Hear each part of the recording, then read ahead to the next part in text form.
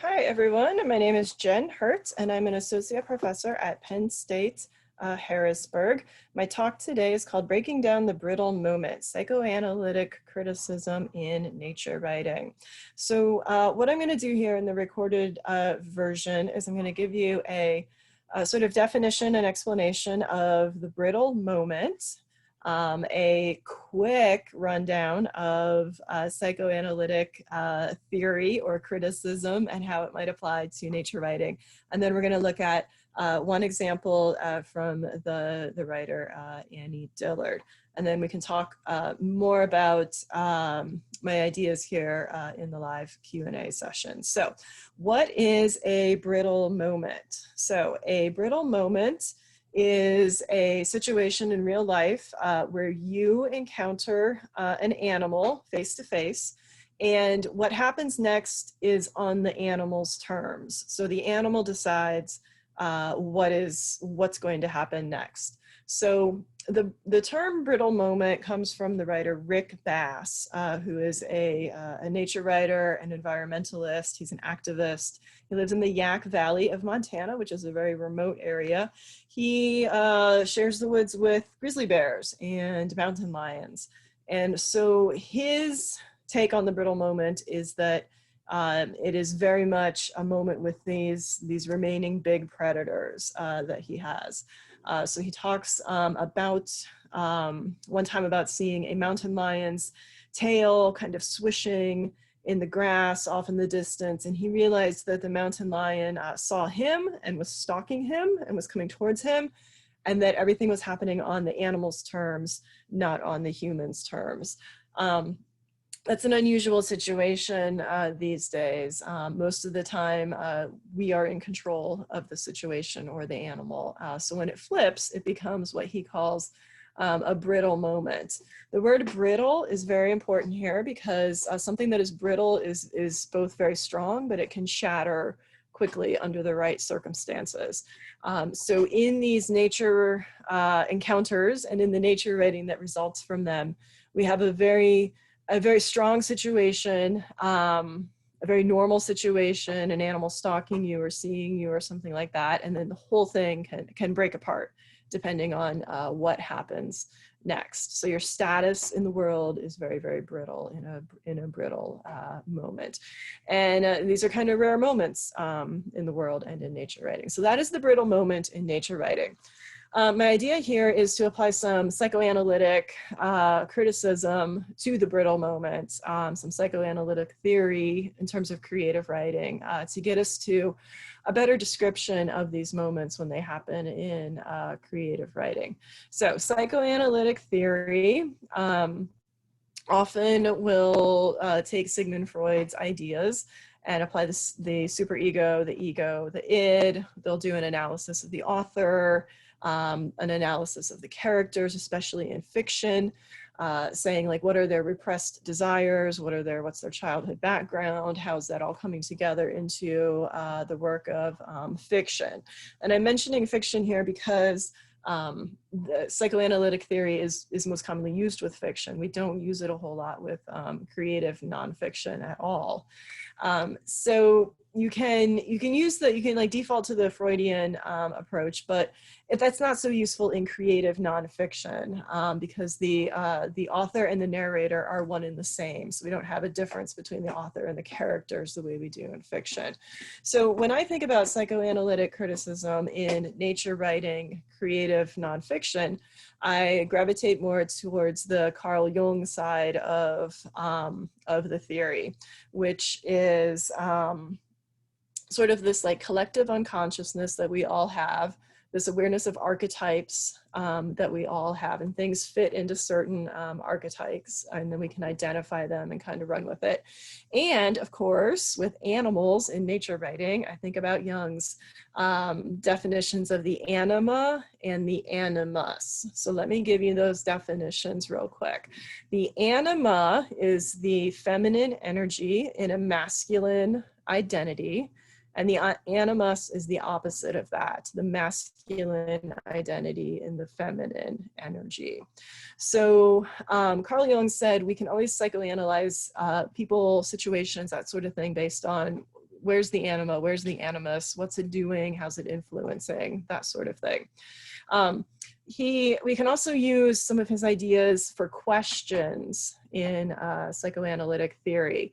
So some of the questions that, that Jung would bring up or that would think about, that sort of thing, is what is the journey that the narrator is on? And remember that in creative nonfiction, nature writing, the narrator and the author are one and the same, more or less, it's the same person.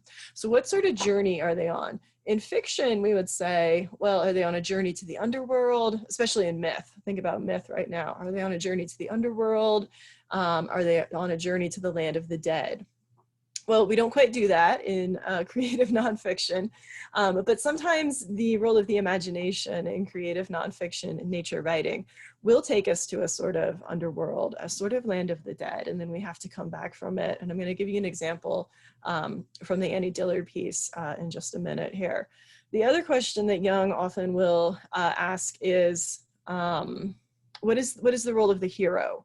How do we know this person is a hero? What are they doing that is heroic in this piece? And I think that's a fascinating question to ask in terms of creative nonfiction and nature writing, because oftentimes the nature writer presents himself or herself as this heroic defender of nature, out there describing things and not killing the bear and not killing the mountain lion and that sort of thing. So how are we redefining the hero when we think about a psychoanalytic criticism of nature writing, both as readers and as writers?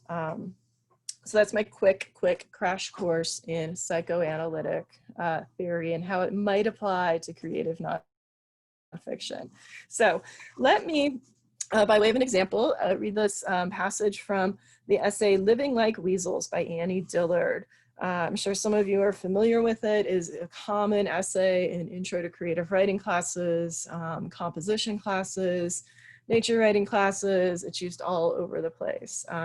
So in this essay, she encounters a weasel. So weasels are these like little ferret-like critters. They're fairly aggressive when they are threatened. They have very, very sharp teeth. And she tells a number of stories about weasels throughout history in this piece. And the encounter that she has with the actual weasel happens at Holland's Pond, where she's gone to sit on a log and think and like that sort of thing. So in the passage, she just starts out like describing what he looks like, which is just straightforward, straight up nature writing. And I'm not going to read that because that's just like the typical sort of like pastoral, like here's this cute little weasel, he's very interesting.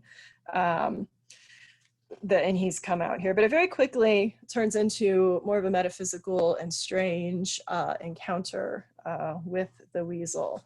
So let me read a couple excerpts here.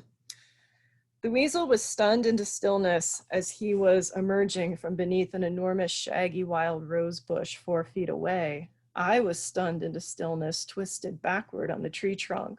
Our eyes locked and someone threw away the key. So right there, when I analyze this from a psychoanalytic perspective, I'm thinking, here begins the journey. Someone has thrown away the key, so they can't get out. They have to go forward somehow. Annie Dillard and the weasel, they have to go forward somehow to get out. And then she writes, our look was as if two lovers or deadly enemies met unexpectedly on an overgrown path when each had been thinking of something else, a clearing blow to the gut. It was a bright blow to the brain, or a sudden beating of brains with all the charge and intimate grate of rubbed balloons. It emptied our lungs. It felled the forest, moved the fields, and drained the pond. The world dismantled and tumbled into that black hole of eyes. If you and I looked at each other that way, our skulls would split and drop to our shoulders, but we don't. We keep our skulls. So he disappeared. This was only last week, and already I don't remember what shattered the enchantment. So I'll stop right there with this excerpt, even though it goes on a little bit. We have here it's just like, it happens so quickly in just a few words, but we have the sort of journey down into something dark. She's saying that as she has this brittle moment with the weasel, she's staring at the weasel and everything's dependent on what the weasel does. The forest falls around her, not actually, but you know, in her imagination, this is what is happening. The forest is falling, the fields are moved, the pond is drained, so the world is falling away, and all of this left is this like black hole of these little weasel eyes. And this very important moment, if you and I looked at each other that way, our skulls would split and drop to our shoulders. We would die. We cannot look at each other this way. This is such a deep part, and it taps in here to the Jungian sense of the mask, the shadow. Who are we? When does the mask fall away? Maybe it happens when there's a brittle moment in creative nonfiction. She goes on to say, I think I blinked and I think I retrieved my brain from the weasel's brain and tried to memorize what I was seeing. And the weasel felt the yank of separation, the careening splashed down into real life and the urgent current of instinct. He vanished under the wild rose. I waited motionless, my mind suddenly full of data and my spirit pleading, but he didn't return. So we're left in the moment here with a lot of uncertainty. The weasel has given her a lot. Is he like an oracle? Is he one of the many archetypes that Jung has these lists of? What is he? Why is she calling him a he? She doesn't really know what his sex is, what his gender is, but clearly the weasel is representing some part of the animus for her, the masculine energy. Or maybe he's the anima, maybe he's the feminine energy in this little masculine weasel body. There's lots of cool ways to talk about this, and especially with students, to give them a sort of like a grounding for a deeper way to think about their encounters with creative writing. So I could go on and on about excerpts like that with Annie Dillard and creative writing. But what I'll do is, in my document that goes along with this, I'll have some recommended reading of other things you can look at. Stuff like David Quammen has some interesting pieces. Helen McDonald with H is for Hawk has some amazing pieces as well. So please check that out, and thank you for listening.